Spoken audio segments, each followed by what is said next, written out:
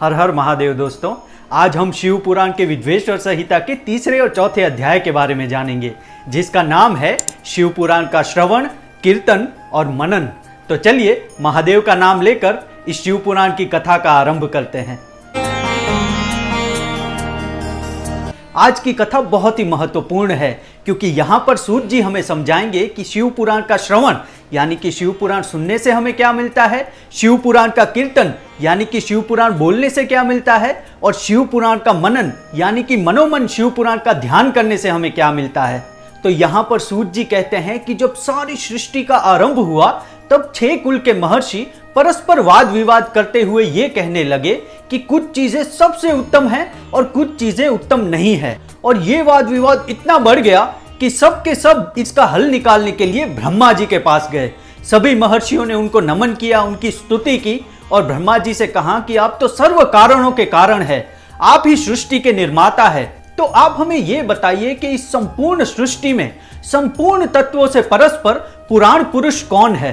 तभी ब्रह्मा जी ने आनंदित होकर सारे महर्षियों से ये कहा कि जिनसे ब्रह्मा, विष्णु, रुद्र तथा इंद्र आदि की भी रचना हुई और ये संपूर्ण जगत की रचना हुई, वो एकमात्र भगवान महादेव हैं और हम सारे देव उन्हीं की भक्ति करते हैं, सदैव मनोमन उन्हीं का चिंतन करते हैं तथा इन संपूर्ण लोक में सारे देवेश्वर उन्हीं के भक्ति भाव से दर्शन करना चाहते हैं।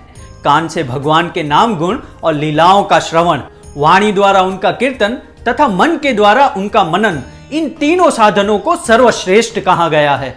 और इसका तात्पर्य यही है कि भगवान शिव का श्रवण, कीर्तन और मनन करने से संपूर्ण फलों की प्राप्ति होती है और भक्त शिव धाम में जाता है। भगवान शिव की पूजा, भगवान शिव के नाम जप तथा भगवान शिव का मनोमन जो चिंतन करता है उसे मनन कहा गया है। यानी इन 3 साधनों में मनन सबसे श्रेष्ठ साधन है।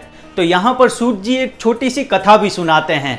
जब व्यास जी एक तपस्या कर रहे थे तभी आकाश में एक विमान से भगवान सनत कुमार जी जा रहे थे। उन्होंने व्यास जी को तपस्या करते हुए देखा तो वे वहीं पर रुक गए और व्यास जी के पास आए। तभी व्यास जी ने उनके चरणों में प्रणाम करके उन्हें आसन दिया।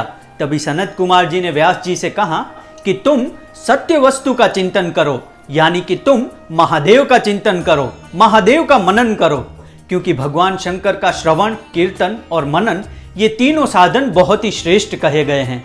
और उसके बाद भगवान सनत कुमार व्यास जी से कहते हैं कि पूर्व काल में वो घूमते घूमते मंदराचल पर्वत पर जा पहुंचे और वहां पर तपस्या करने लगे। तभी भगवान महादेव की आज्ञा से शिव गणों के स्वामी भगवान नंदीश्वर वहां पधारे और उन्होंने मुझसे कहा कि भगवान शिव का श्रवण, मनन और कीर्तन ये तीनों साधन वेद सम्मत है और मुक्ति के साक्षात कारण है। और ये बात स्वयं भगवान शिव ने ही मुझसे कही है, इसीलिए तुम भी भगवान शिव का मनन, कीर्तन और श्रवण करो, यही मोक्ष का मार्ग है। तो इस तरह सनत कुमार जी व्यास जी को यह ज्ञान देकर परम सुंदर ब्रह्मधाम को चले गए।